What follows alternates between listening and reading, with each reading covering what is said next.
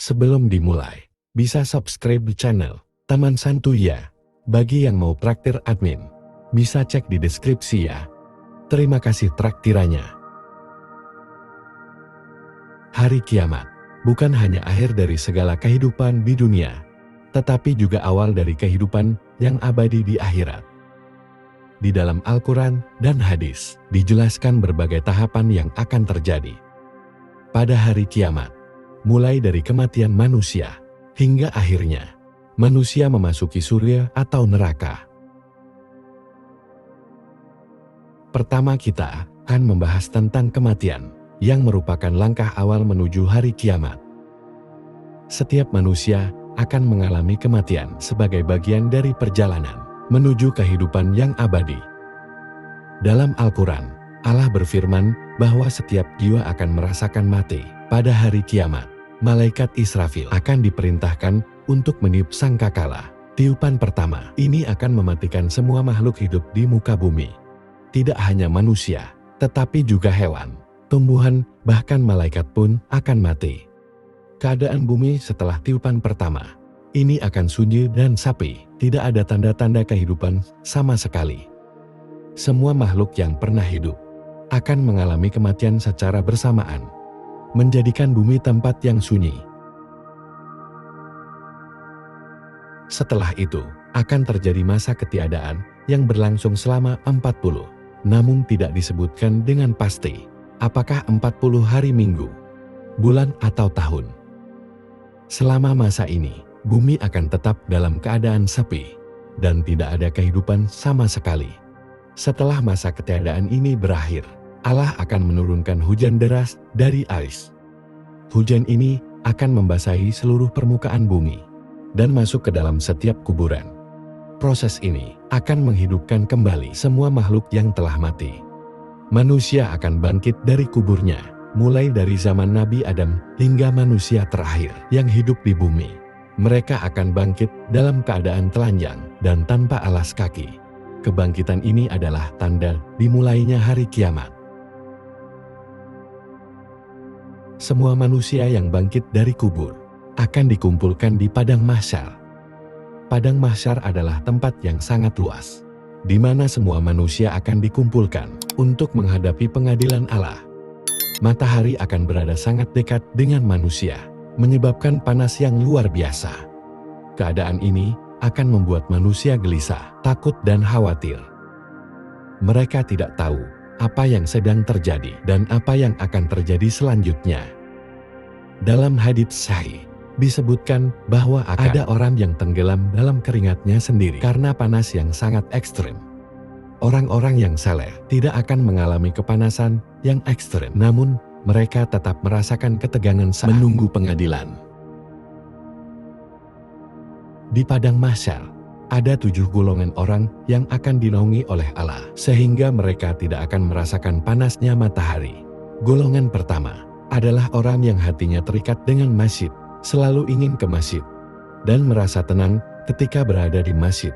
Golongan kedua adalah pemuda yang tumbuh dalam ketaatan kepada Allah. Sejak kecil, mereka diajarkan untuk taat kepada Allah dan mengikuti ajarannya. Golongan ketiga adalah 2 orang yang saling mencintai karena Allah, berkumpul dan berpisah karena Allah, tanpa ada kepentingan duniawi.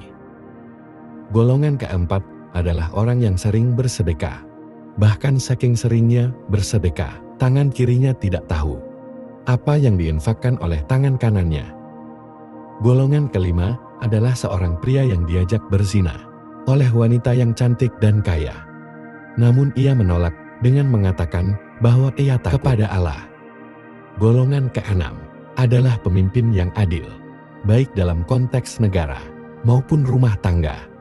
Dan golongan ketujuh adalah orang yang mengingat Allah dalam keadaan sepi, sehingga ia meneteskan air mata karena mengingat dosa-dosanya dan kebaikan Allah. Ketujuh golongan ini akan mendapatkan naungan dari Allah di hari kiamat, di mana tidak ada naungan kecuali naungannya. Proses berikutnya adalah hisab, di mana setiap manusia akan diperhitungkan amal perbuatannya selama hidup di dunia. Nabi Muhammad akan memohon kepada Allah untuk memulai hisab, karena manusia sudah lama menunggu di padang mahsyar. Allah akan mengabulkan permohonan Nabi Muhammad, dan hisab pun dimulai. Setiap orang akan menerima catatan amalnya yang berisi semua perbuatan baik dan buruk yang dilakukan selama hidup. Catatan amal ini akan terbang ke hadapan mereka, dan mereka akan mengambilnya dengan tangan kanan. Jika amal mereka lebih banyak baiknya, atau dengan tangan kiri, jika amal buruknya lebih banyak. Proses hisab ini sangat detail, karena Allah tidak akan melewatkan satu perbuatan pun, sekecil apapun. Amal baik dan buruk setiap orang akan ditimbang. Orang yang amal baiknya lebih banyak akan mendapatkan tempat di surga, sementara orang yang amal buruknya lebih banyak akan masuk neraka. Proses penimbangan amal ini sangat penting karena menentukan nasib akhir setiap manusia. Setelah itu, setiap umat akan berdiri di belakang bendera yang sesuai dengan amal perbuatannya. Umat Nabi Muhammad akan berdiri di belakang bendera Nabi Muhammad. Umat Nabi Isa akan berdiri di belakang bendera Nabi Isa, dan begitu seterusnya. Selain itu, ada bendera untuk orang-orang sombong, orang yang makan uang haram, dan golongan lainnya. Setiap orang akan berdiri di belakang bendera yang sesuai dengan amal perbuatannya di dunia. Pada saat itu, padang mahsyar akan sangat gelap, dan setiap orang akan diberi cahaya. Semakin saleh seseorang, semakin terang cahayanya. Cahaya ini akan membantu mereka melewati Shiratal Mustaqim, yaitu jembatan yang sangat tipis dan tajam. Orang yang paling saleh akan melewati jembatan ini tanpa luka sedikit pun, sementara yang lain akan terluka atau jatuh ke dalam neraka. Nabi Muhammad akan menjadi orang pertama yang melewati Shiratal Mustaqim, sambil berdoa kepada Allah untuk keselamatan umatnya. Setelah melewati Shiratal Mustaqim, orang-orang yang berhasil akan dikumpulkan di tempat sebelum surga yang disebut Al-Kantara. Di sini hati mereka akan dibersihkan dari penyakit hati seperti kebencian dan dendam. Setelah itu, mereka akan masuk ke dalam surga dengan hati yang bersih dan suci. Mereka akan mencari teman dan keluarga mereka di surga. Jika mereka tidak menemukan teman atau keluarga mereka, mereka akan memohon kepada Allah agar teman dan keluarga mereka dikeluarkan dari neraka dan dimasukkan ke dalam surga.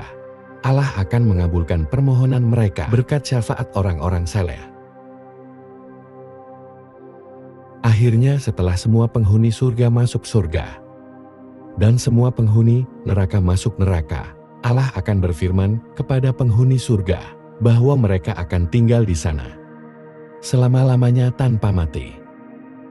Allah juga akan berfirman kepada penghuni neraka bahwa mereka akan tinggal di neraka selama-lamanya tanpa mati. Semoga kita semua termasuk ahli surga dan terhindar dari neraka.